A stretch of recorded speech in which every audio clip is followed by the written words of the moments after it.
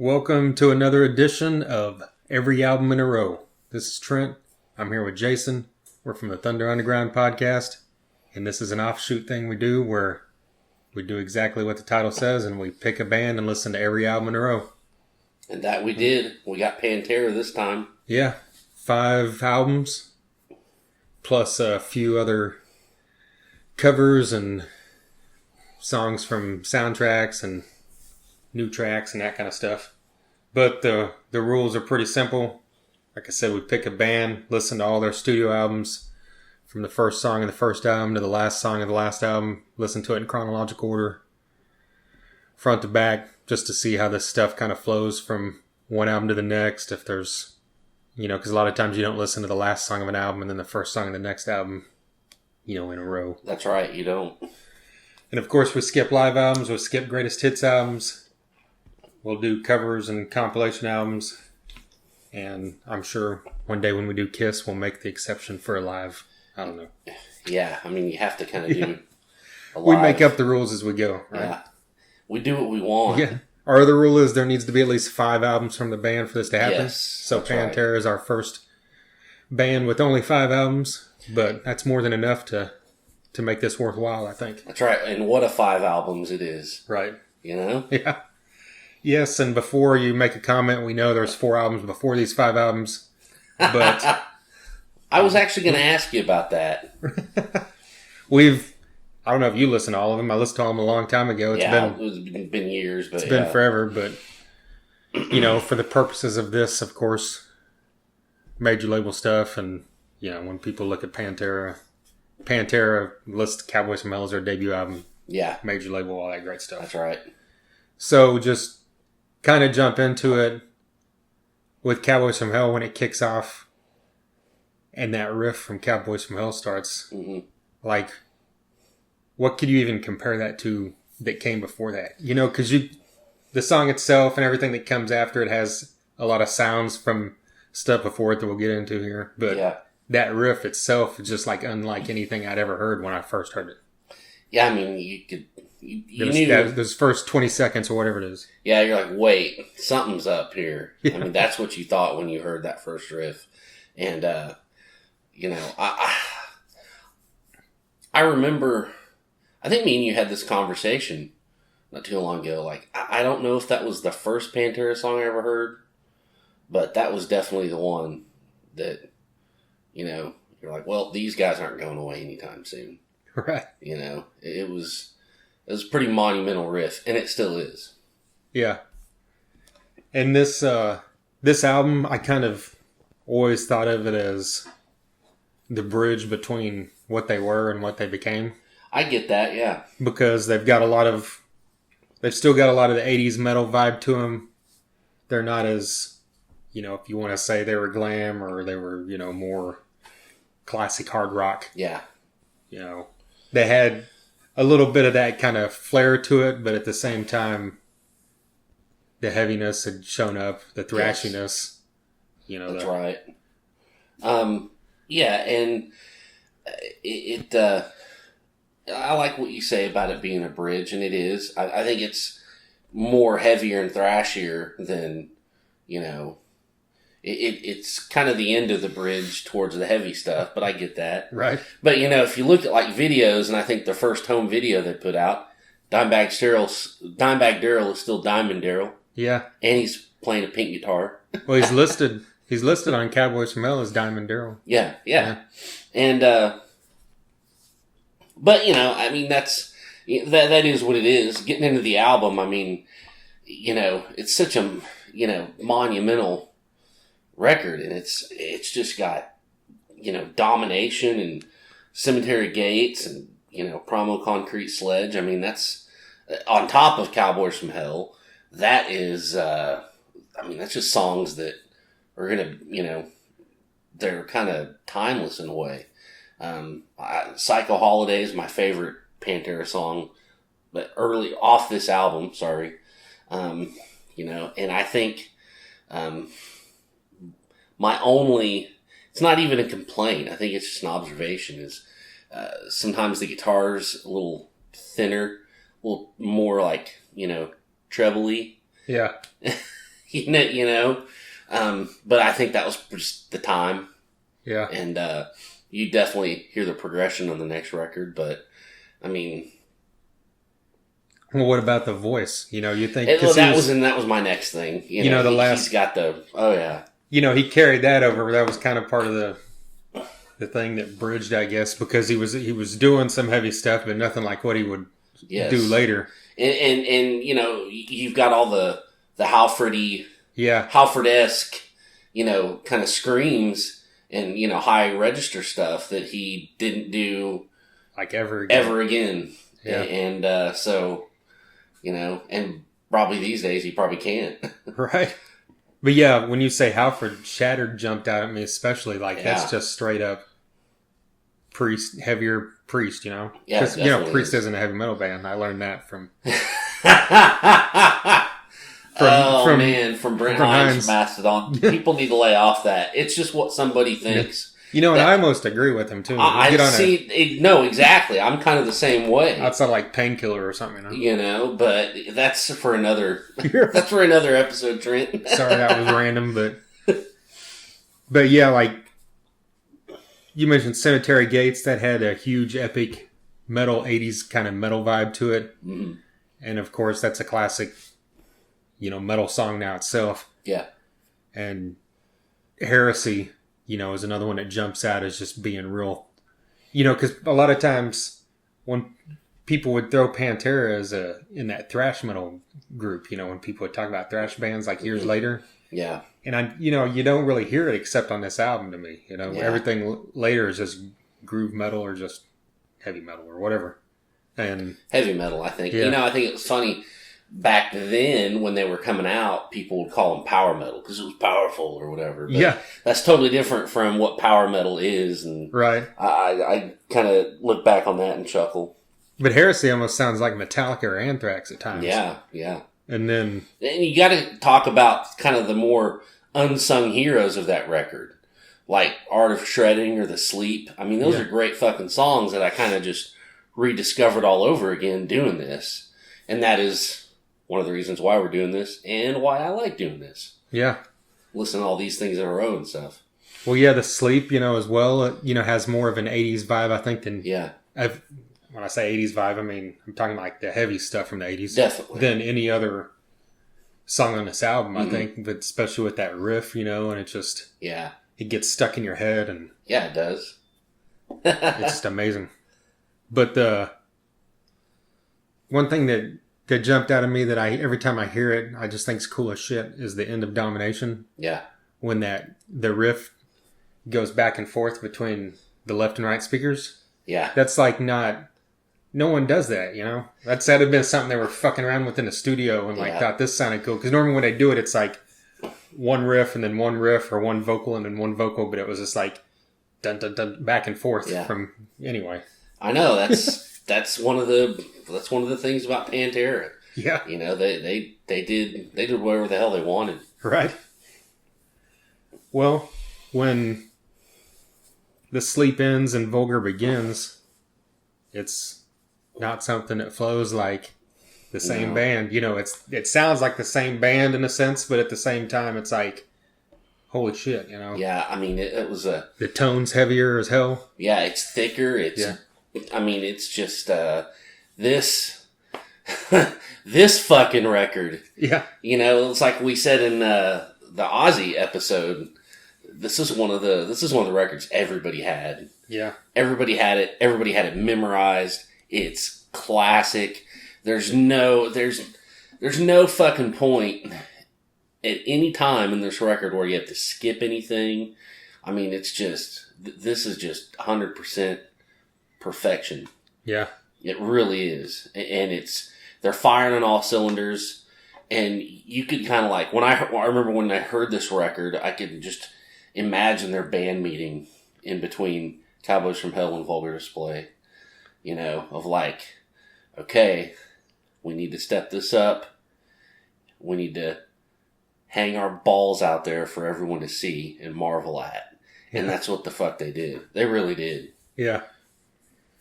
Well, you mentioned, I mean, you heard them before this, right? Because yes, you said you saw him on Much Music, I think is what you told me before. Well, that was the first time I'd heard anything from this record.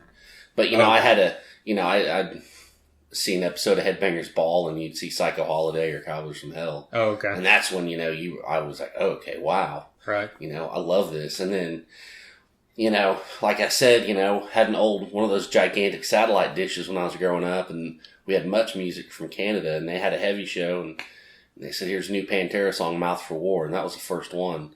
And it just blew me against the wall. It was crazy. Yeah. I mean, I was like, wow, these guys aren't fucking around. They really stepped it up. And they did, Yeah, because this album came out at the beginning of 92, and at that point I'd heard of Pantera, but I don't know that I had ever heard Cowboys From Hell or Psycho Holiday, because I didn't have MTV. Yeah.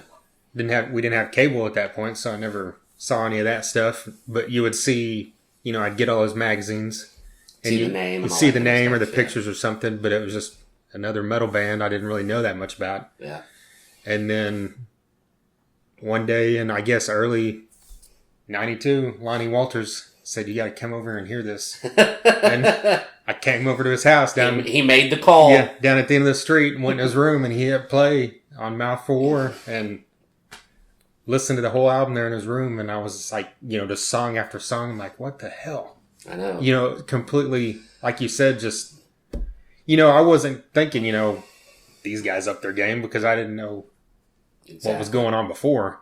But it just blew me away, and I'm like, because I was really into all the, Anthrax and Megadeth and Metallica and at that point, and this was totally different, but it was still heavy as hell, just like these bands, Exactly. It was, I thought, this is something like I've never experienced. I mean, this is heavy and it's crazy. I mean, I heard Metallica, Megadeth, Anthrax, Slayer, Testament, all that, but this was like something totally different, and it wasn't like, I don't know, it wasn't like they were trying to top those bands or be like those bands, but it was still just in a heavy, the heaviness and the speed, and I mean, it was crazy.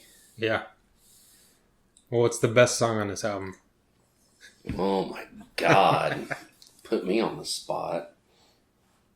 I don't know, man. I'm kind of mad at you for asking me that now. It's one of those ones where you can say almost every song is my favorite song, I hate to sound so cliche, but fucking Hostile is a new level. I don't know. I mean, I always was really, and it was a single too, but Mouth for War. God, I love that fucking song. So, I mean, I don't know, man. I can't pick one favorite. Right. That's bullshit, man. That's fucked up, man. But I mean, this band is so tight and so rehearsed, and I mean, there wasn't a drop of water getting through this band. They were tight as fuck. Okay. And, I just loved the lyrics. It made me as a weird, chubby kid, trying to find my way through fucking, being a teenager and all that dumb shit. This album made me feel strong and, inspired and stuff. And, man, I don't know. I can't pick a favorite song. So it's all deadly. Yeah. If I have to pick a favorite Pantera song, and like we talked about this on Ozzy, favorite song from this album? Yeah. No, of all, okay. Yeah, it's Regular People Conceit. Yeah. Which, might sound random to a lot of people because it's not a talked about song, but that song just has everything in that one song, Yeah. The lyrics are unbelievable. The whole thing, that's another thing Pantera was always great about, their lyrics. But, yeah, I mean, even though Walk is so played out, and you've heard it a billion times, and you still hear it, and it's just like one of those things, just like when we did this and heard Inner Sandman or Crazy Train, it's just like, well, fuck yeah, this is cool. It might not be as cool as a New Level, but it's still fucking great. And what I think is so great about Walk, and I think why it resonates so much, is it's genius in its simplicity. Right. I mean, there's nothing to that fucking song, but it's brilliant. Yeah. So there you go. And another thing that I always thought was cool, I think it happens more on this album than other albums, but he did it throughout their whole career, I think. Dimebag, a lot of times, would not have a rhythm track under the solo. Yeah. Which I always thought was cool, because it's just like you're hearing it like you would hear it live. Because then you go see, see tons of bands that only have, have one guitarist. You go see them live, and it kind of comes off different because there's no rhythm track under there, Yeah. So I just thought that was always kind of cool, because it just gave it that kind of that feel, Yeah. It's interesting you mentioned that, because I've noticed that too. And, sometimes to me, when bands do that, it seems like it sounds thin or something. Sounds thin or sounds different, but it just sounded so perfect when Pantera did it. I think it's just because they were so good, and they knew what notes to use and all that kind of technical stuff. And it was just really raw and just, just no frills. And that's what I loved about it. And, Dimebag Darrell is so fucking good. I mean, why would you need a rhythm track under that? You're not going to pay attention to it anyways, because whatever he's playing is so amazing. Yeah.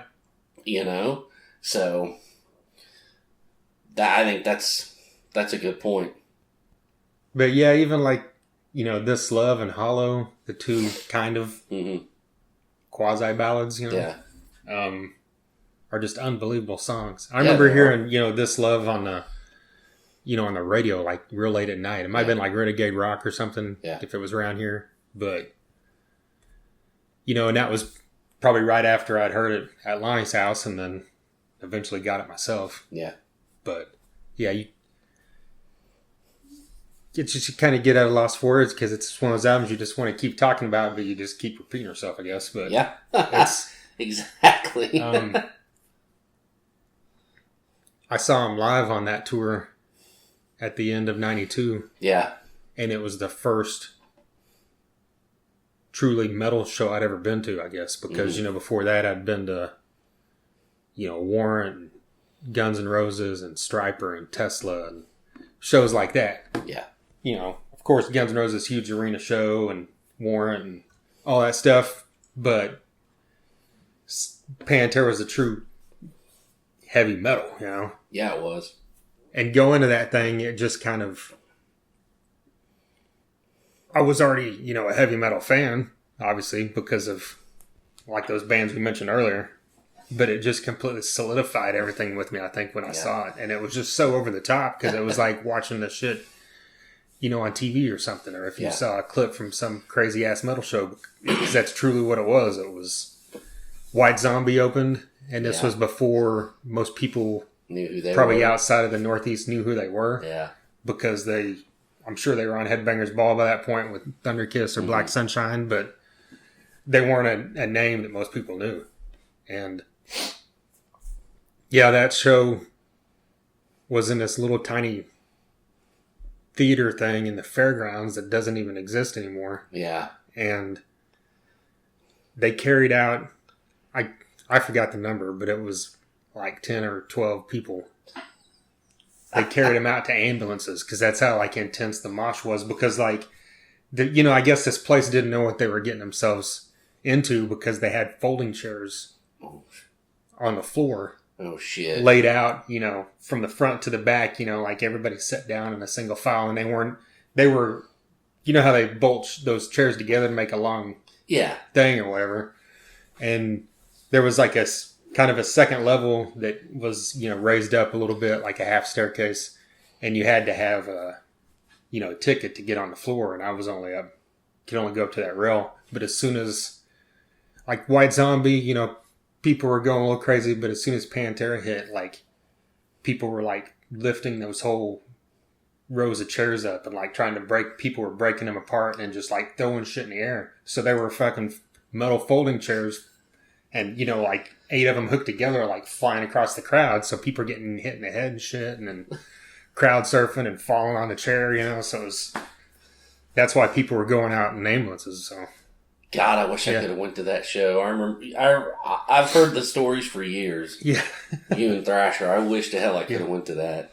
And I don't went even because know what I was thinking. I won free tickets, It's like, it's one of those ones you knew, you had heard it was coming. You think, well, that'd be badass to go to. And then I remember I won tickets off the radio and they asked me I could pick between Pantera or Melissa Etheridge.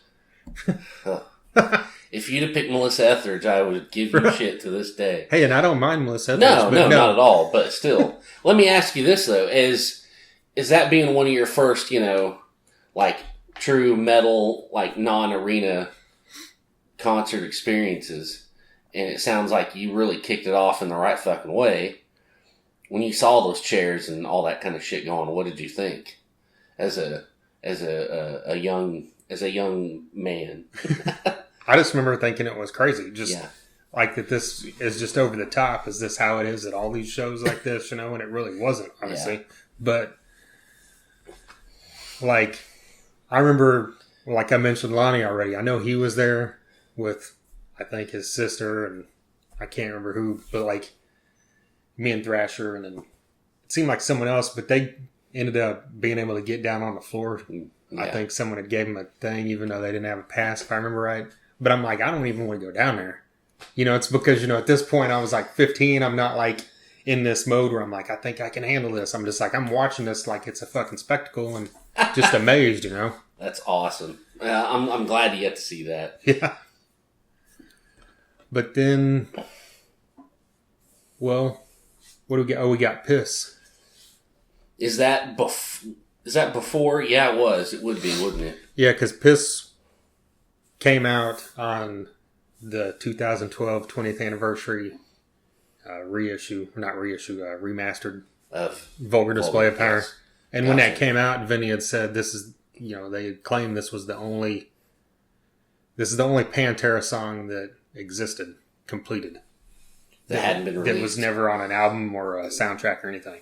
Yeah. And, I guess that means there's pieces of other stuff, and if you haven't heard it, you got to hear it. It's as good as anything on the album, almost, I think. Yeah, it is. In one of the riffs in another song on Far Beyond Driven? Yeah, it's Use My Third Arm. Okay, gotcha. Like the riff that comes in halfway through that. And, Piss uses it throughout. Yeah. And they just took it and used it for that since they didn't release this. And I like this better than I like Use My Third Arm. But they're two totally different things, really. You know, because this is more just straight ahead, a 3.5, 4 minute song that is catchy in your face. Yeah. Just like most of the stuff on Vulgar. Yeah, definitely. And Use My Third Arm was more of kind of a drawn out kind of thing.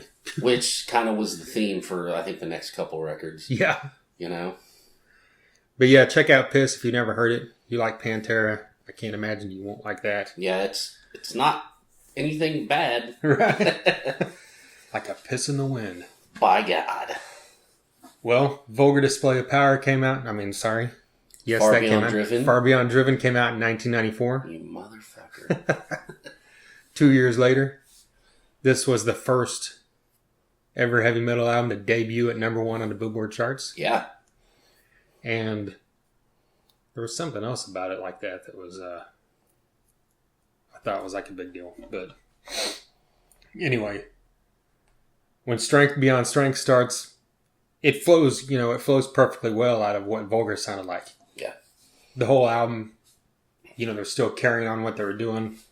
But even though Vulgar, I thought, was, like we talked about, heavy, intense, all kinds of great stuff, Far Beyond Driven, I think, took it to another intensity level for most of the part.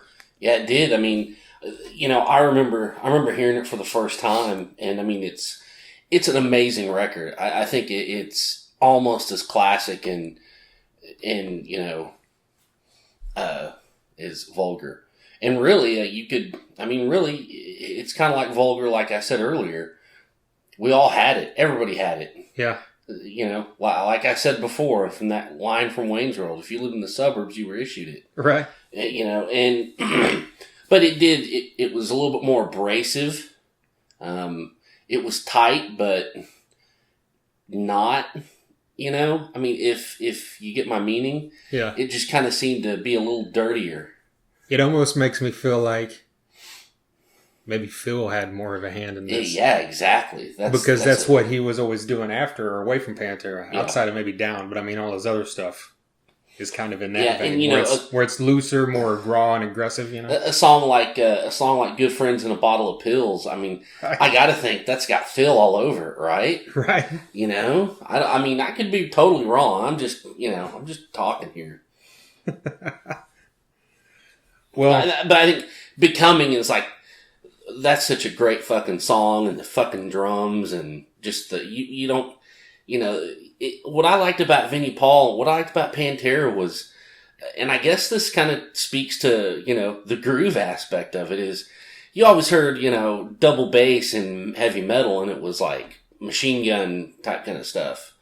And Vinnie Paul would mix it up and use that double bass in a different way, and, you know, really just kind of turn metal drumming on its ear, and it brought so much to the rest of the music. And that was just one song where I was like, man, this is fucking great.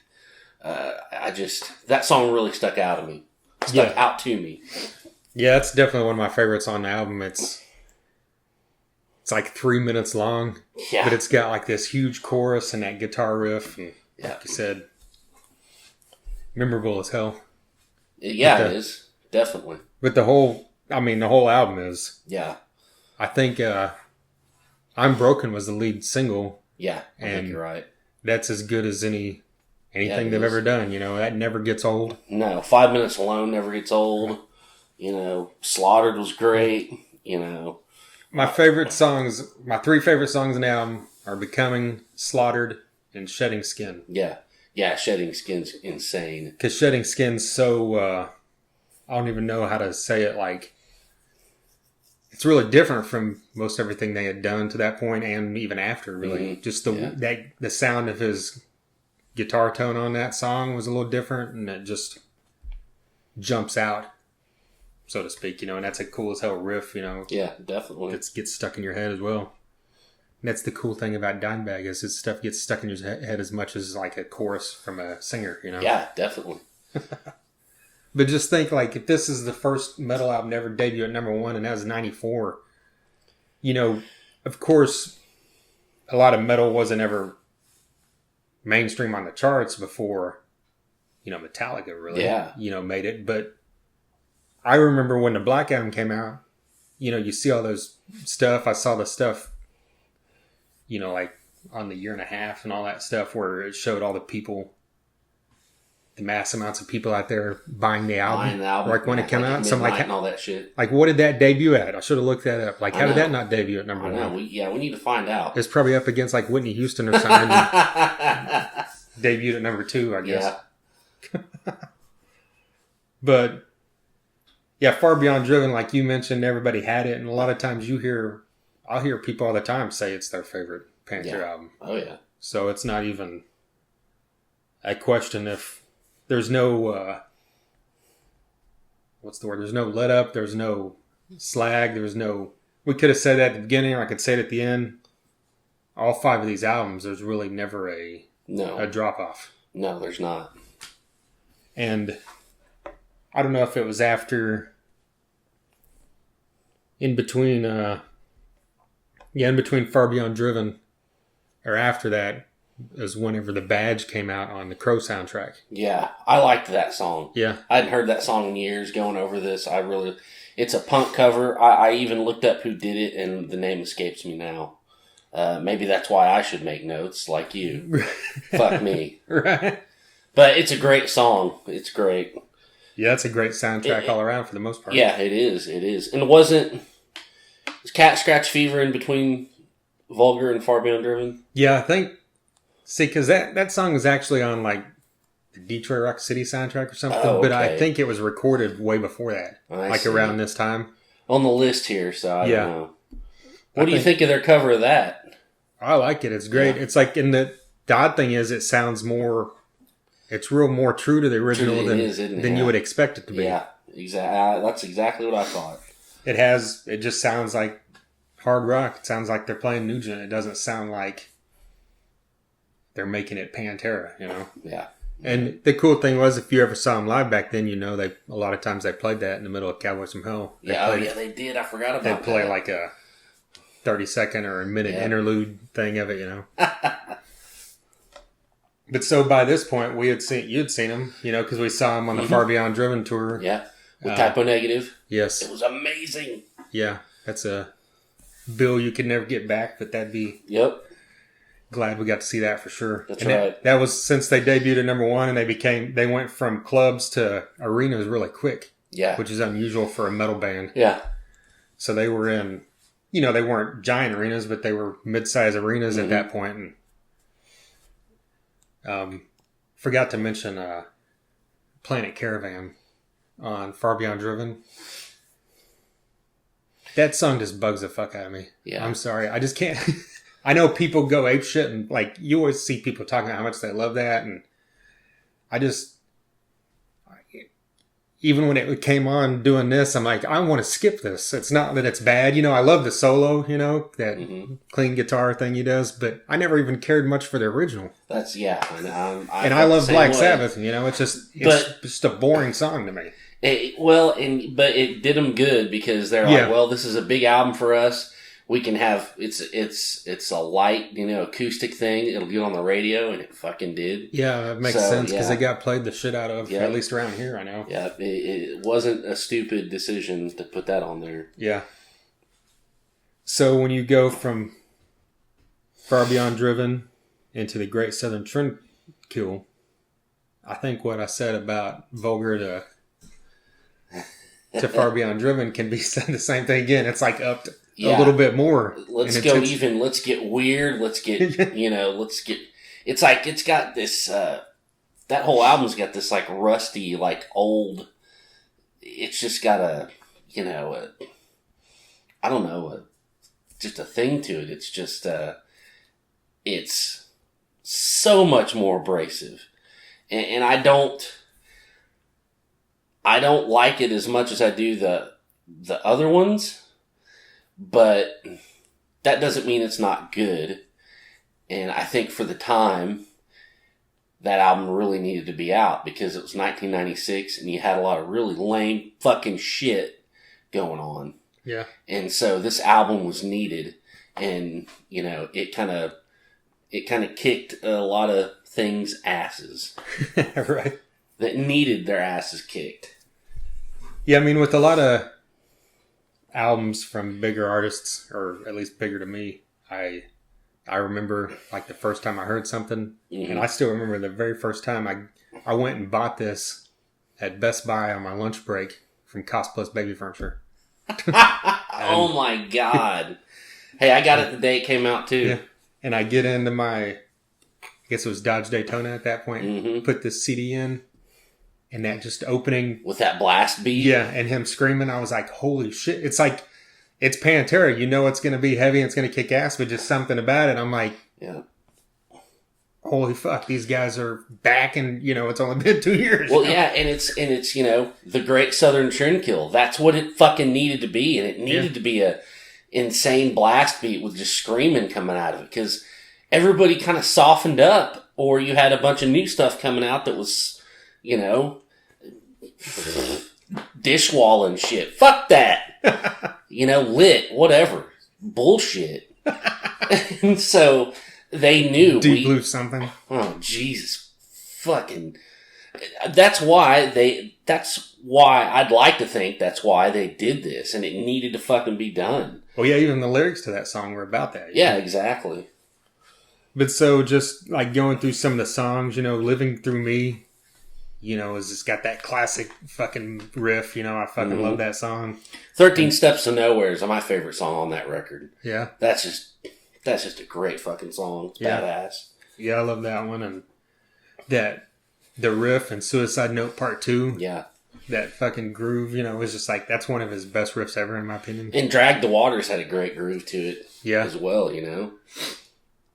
Yeah, and then I noticed that the solo on Tens just sounded a lot different than most of his other stuff. Yeah. And he did that on a few songs on this, just had, I guess, experimenting with stuff or just probably at this point they could really do what they wanted. Yeah. So, Well, Floods. yeah, I was about to say.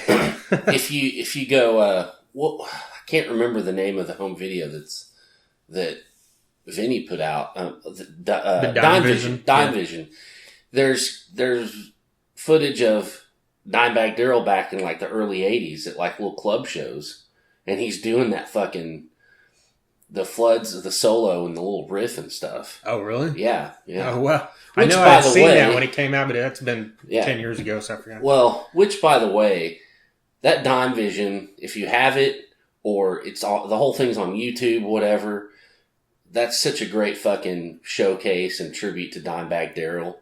I mean, it's got 1 million of his solos. It's got just him jamming, him talking. Just side note, go watch that. It's great.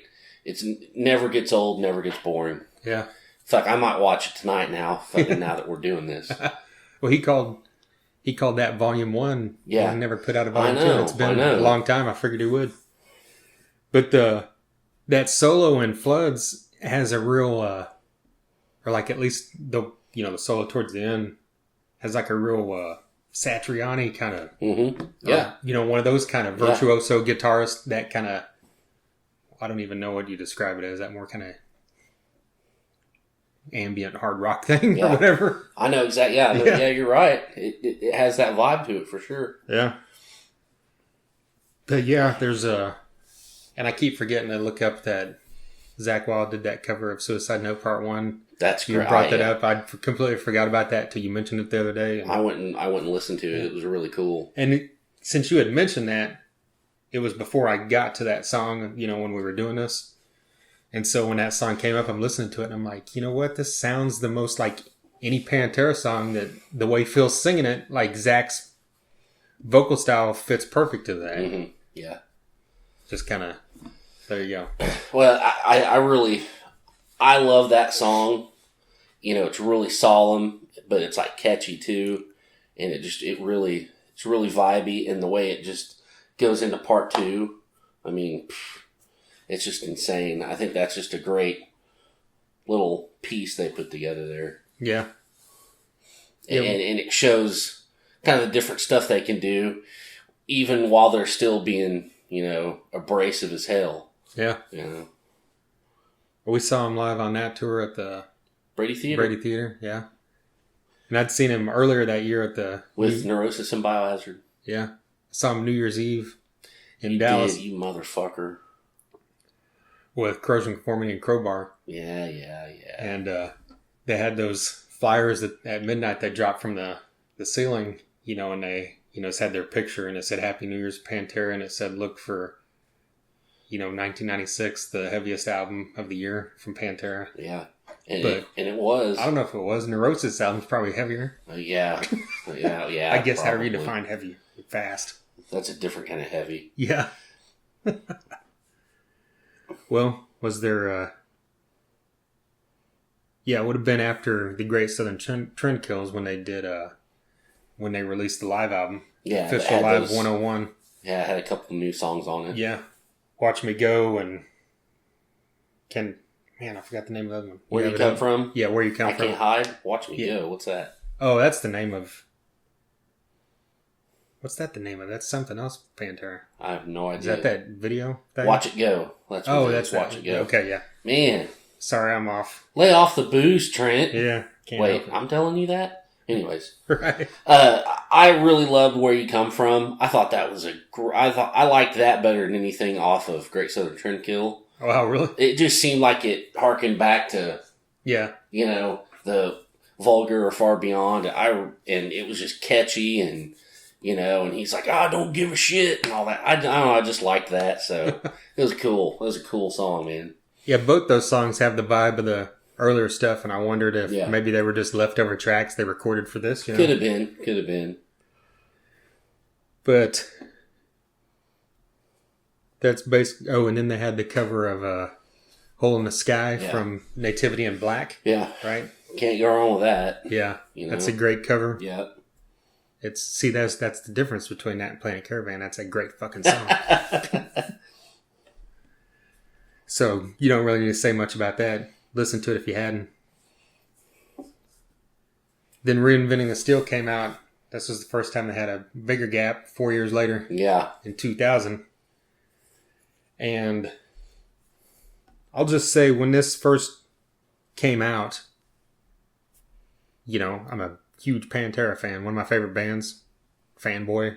Yeah. I fucking liked it, but it just didn't hit me as much as the previous 4 did. Yeah. And I always just kind of, I listened to it a lot. And then just like, as the years went by, I just didn't listen to it for a long time. Because then anytime I went back to listen to Pantera, it'd usually be one of the first 3 albums. Or maybe Great Southern Trendkill. And then when I eventually, years later, went back and listened to it, I'm like, holy shit, this is fucking great. What was I Yeah, I mean, thinking? it's a great record. I think, I think that I think that was when cracks were starting to show. Yeah. You know, personally with that band. And I don't know, it just seemed like it maybe came across in the music because it just didn't have, you're right, it didn't have the umph sometimes as, you know, the other records did. I think it's a complete. I mean. What's the right word? Like, it's a complete great album. Yeah. But it's real front heavy, I think, if that makes sense. I get that. Yeah. Like, if this was a vinyl, the side A fucking rules and side B's like, it's all right. That's pretty cool. Well, you know, one thing about this record is when I want to listen to Pantera, I usually listen to this record. Oh, really? Because nowadays, because it's short and you like short shit. I like short stuff, but also those, you know, Vulgar and Far Beyond Driven and Great Southern Trendkill, I've listened to those a billion times over the years, like just incessantly, and I feel like I've got them just etched in my brain. Kind of like why I don't listen to the Black Album or Injustice for All that much anymore. You know, when I go to Metallica, I go to whatever they're doing new, or I go to Kill 'Em All. And when I go to Pantera, it's usually Cowboys From Hell or Reinventing the Steel. You know, Makes sense. Yeah. You know, and so I get what you're saying about it's, you know, front heavy. But hey, you know, it's still amazing. Goddamn Electric. I mean, come on. Right. Kara King plays on that, so you know. But I was like Uplift. You know, that was like later in the record. I like that. That's great. I like We'll Grind That Axe for a long time. Yeah. You know, so but it's. But those. Go ahead. Oh, sorry. I was just gonna say those first 4 or 5 songs, Hellbound, Goddamn Electric, Yesterday Don't Mean Shit, Death Rattle. Yeah. Revolution Is My Name. Like, these are just like, boom. You know, this is fucking as good as anything Pantera's ever done. Yeah, like a cannon went off. Yeah. You know, it seems maybe this is. You kind of hear where the brothers are going, and it wasn't where Phil was going. So I think that's kind of why it seems a little off kilter at times in this album. Really? You know, it's almost like they're trying to get Phil to sing for Damage Plan or something at times. I mean, I don't know. Maybe that's a weird, you know, I don't know. That's kind of what I surmised from it. Yeah. But you would just assume the further it got along, the more Phil's wanting to do the stuff he ended up doing, like Superjoint or whatever, you know, that was... Well, and that's why what happened, you know. He went off and did his own stuff, because I don't think he was feeling... He was really into underground and hardcore and extreme, and brothers weren't, and you could really feel that, and it, you know... and that kind of brings me to something I was going to ask you is, you know, had the worst not happened and we still had Dimebag today, you think they would have got back together and did something? Oh, absolutely. Yeah, I think they would have. But it's been 17 years now, absolutely. Yeah. But I do, you know, but I think that, you know, Damage Plan probably needed to happen. I think they did need a break. You know, I think they would have went through what a lot of those bands that kind of took breaks went through was, I think they would have realized we need to do this. Yeah. So I think they would have done stuff. I think it would have drug out a while, but I mean, I'm talking like a couple more Damage Plan albums, whatever. And like, we're talking like 2010 or 12. Yeah, I think at some point it would have been like, a while, okay, let's do this. Mm-hmm. And it would have been one of those scenarios where, you know, by the time, like I said, we saw them in an arena, and then when the Great Southern Trendkill came around, they were in the big theaters. So it was a little bit smaller, but still good for a metal band. And then, I know I don't know where all they were playing on the the Reinventing the Steel cycle, but I know they did that outdoor tour with Anthrax and stuff. Mm-hmm. So they were always kind of up and down on the sizes of places they're playing. But I guarantee you if they had left, and got back together 10 or 12 years later, they'd have been in arenas again. Oh, yeah, they would have. Just because it had, people were clamoring for it, and you got a whole generation of people that never saw them live. Exactly. It would have happened. Yeah. But the one thing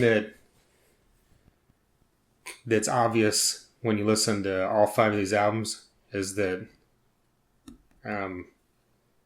these guys know how to pick a opening track. Yeah, they do. Like all 5 of them. Yeah. Cowboys From Hell, Mouth for War, Strength Beyond Strength, The Great Southern Trendkill, and Hellbound, are just all perfect opening tracks. Yeah, they are. And they're another, we say hashtag all killer, no filler. They're pretty much, there's not a song on this thing that, outside I was talking crap about Planet Caravan, whatever. But there's not really a song in their whole catalog that I dislike. Yeah. You're never going to hit skip. Right. Never. Yeah. Well, is there anything else? Like, one other thing I wanted to mention I always thought was cool. Especially, it was a little more obvious early on, but I guess that led to how they, like the Cowboys album and stuff. The style of the music. Like, it was always cool how you could hear everything that was going on. Like, you could hear Rex. Like, you could hear his bass lines. Definitely. You could hear him later, but, it was one of those things that was just... Some bands, it just, their bass player's just there to keep the beat, I guess, with the drummer, and it just kind of blends in. But, like, there's guys like that where it's just like it's part of the music, and they make it stand out. And I always thought that was great how all 4 of them... this is one of those rare bands where there's the 4 guys that just excel at what they do and came together in this amazing chemistry. Like you talk about, like Van Halen form, those 4 guys are like... Yeah, exactly. There's you're never going to get that. Yeah, where there's 4 guys that are all 4... Rex, who isn't like a huge mega rock star compared to the other 3, but he's still, in the metal world, revered as huge, and he should be. Some of the parts, greater than the... and that brings me to one thing. I got 2 more things I want to say. One thing is, it's kind of dropped off a little bit, but forever you kept hearing about the rumors they're going to get back together and have Zach play. Cut that shit out. Yeah. I mean, just stop. That's never going to happen. There's never been any founded info that that's going to happen. It's always just rumors, and even some like news sites will like report on it. It's like, what the fuck are you doing? You're just trying to get people to click on your stupid little fucking site. Well, and someone will do an interview with Zach and then try to bring it up, and then he'll make a comment about how that would be cool, and then they turn it into like, Zach says it would be great when the Pantera gets back together. I know. It's like, what are you supposed to say? It wouldn't be cool? Right. But these people just run with some shit that's not going to happen. That, I've got a better chance of losing 200 pounds than there's a chance of Phil and Vinnie ever being in the same fucking room together. Okay? No, I think that'll happen. I don't think it will. I don't think it will. I kind of think it will, but it's like, in what capacity, who knows? But I mean, yeah, the thing, I fucking love Zakk Wylde. He's one of my favorite musicians of all time. Yeah. In every capacity, not just guitarist. I'm talking about his solo stuff. Pride and Glory, Black Label, all that stuff. And, of course, Pantera is one of my favorite bands. So, yeah, that would be cool. But when you think about it, he's totally different than Dimebag, too. Mm-hmm. It's like, I'm not even a guitarist, and I don't know all this intricacies and all this kind of stuff, but I can just listen to it and tell you, sure, Zach could play it, and it would sound cool, but it's going to sound like Zakk Wylde playing Pantera. It's not going to sound like Pantera. You're exactly right. Yeah. You're exactly right. And it's just, it doesn't need to happen. Yeah. So it just doesn't. So yeah, there you go. Another thing I wanted to mention was their home videos. Yeah. Their home videos were legendary. They did what no band had done up until that point. Every home video you bought was just a concert. Yeah. And maybe a few backstage things. Yeah, where and it was like, I guess Metallica did it a little bit with having, the year and a half thing. But, I mean, these guys didn't give a fuck. They'd show themselves, naked walking across the room, smoking fucking weed, all their hookers or their groupies backstage. I mean, you got to see Vinnie without a hat on. right. You got to see Phil walk across the room naked and his 1.5 foot cock swinging everywhere. I mean, it's like, I remember watching this going, what the fuck is going on? They just don't give a shit. You see Kirk Winstein paint himself green, fucking run around and, break shit.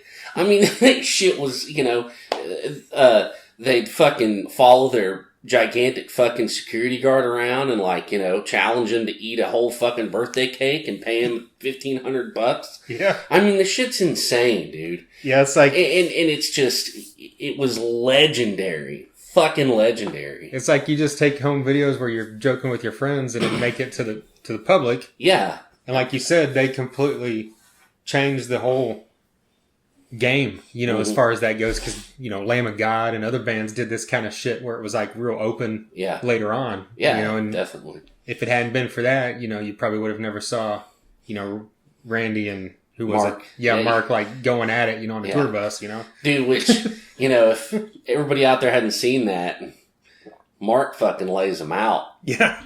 Pretty awesome. Right.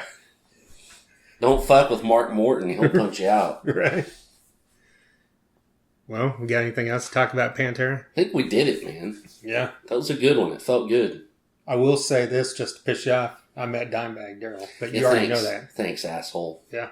Appreciate that. I actually met all four of these guys at different times. No, I met Vinny at the same time I met Dimebag, but met Phil and Rex way before that, and you were with me, of course, when we met. Met Phil, yeah.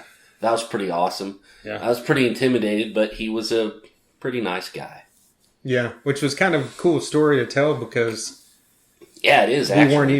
It wasn't a Pantera concert and weren't even looking for him because we were at Machine Head with Neurosis and it was someone else. Machine Head, Downset, Neurosis, and fuck, man, I can't, some other band. It was Machine Head and 3 bands that were on Ozfest. It was an Ozfest 97 off date. Picture it, Tulsa, Oklahoma, 1997. and it was the day before, I think so, yeah. The Dallas show, and we were going to the Dallas show, but I'm like, I can't miss this. Can't miss this, yeah, exactly. And so, and I can't remember exactly how it came up, but I remember, there's people were saying stuff like, Phil's here. Because I think he was just, just wanting to hang out and drive around with the bands or something. Well, he's like a known, like, diehard Neurosis fan. Yeah. And then obviously at that point he was a Machine Head fan. I doubt he's much now. Probably not a big Machine Head fan now, but anyways. And so, we were like, oh, that's cool, And so I'm not kidding you, we're standing there. It was between bands. Me and you were standing there, okay? And you tapped me on the shoulder and like look behind you. I look behind me and there's Phil and Anselmo just right behind us. And I about shit. And we just went up to him and, Yeah. He gave me a big hearty handshake. He was a nice guy. Yeah, thankfully I had my camera. This was way before cell phones with the camera on them. Thankfully I just had my handy little film camera. Yeah. For the concert itself and was able to get a picture. So that was pretty cool. Yeah, it's pretty badass. Yeah. Have to say. That time I met Dimebag, it was cool even though it was a short, couple minute thing. Mm-hmm. It's just like everybody says, he's just like gracious and like joking with everybody and he's like engaging conversations I noticed with people who weren't even like he hadn't talked to yet, before they got up to him. And then like I know I told you that this was also before I think I had film still, this was like 2004 I guess, or 3 the year before he died, I think, so 3.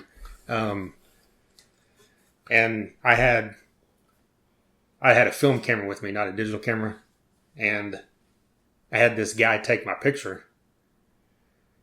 It was with him and Pat Lackman, the singer from Damageplan. Damageplan, yeah. And I just, thankfully, just happened to look, know what number that the picture was on, or how many pictures have been taken.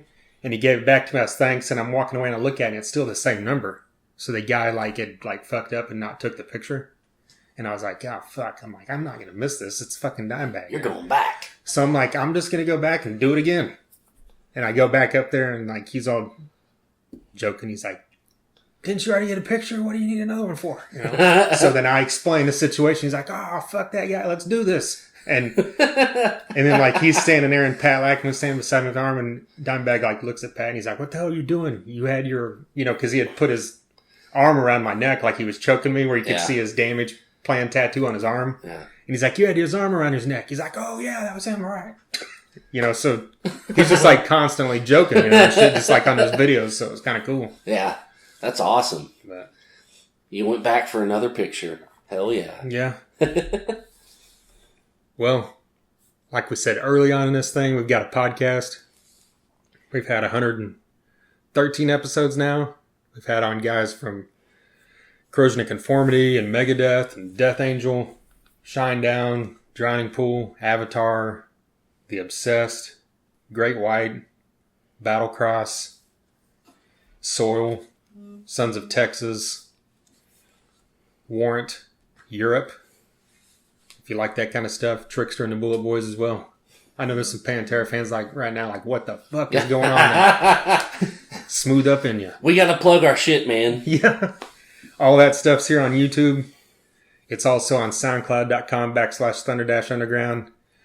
But subscribe to us on YouTube and you'll get alerts for all these every album in a row, as well as the new podcasts we've had these every album in a row from Megadeth, Metallica, Guns N' Roses, and Ozzy as well. And the next one's going to be Van Halen. That's right. And that's an odyssey. I'm still in the middle of it. I know you already completed it. I'm done, bitch. Yeah. Get on it. That's like a 12 or 13 albums, 3 different vocalists. But I just finished the Dave era, and it's pretty fucking good stuff. Yeah, it is. It is. But I'm about to start the real shit now. Send hate mail to Jason. Hey, I'll take it. I feel the same way. Yeah. I said it. The Thunder Underground's the website. Find us on Facebook, Twitter, Instagram. Follow us there. And like I said, subscribe to us here on YouTube. And until next time. Thunder Underground, y'all.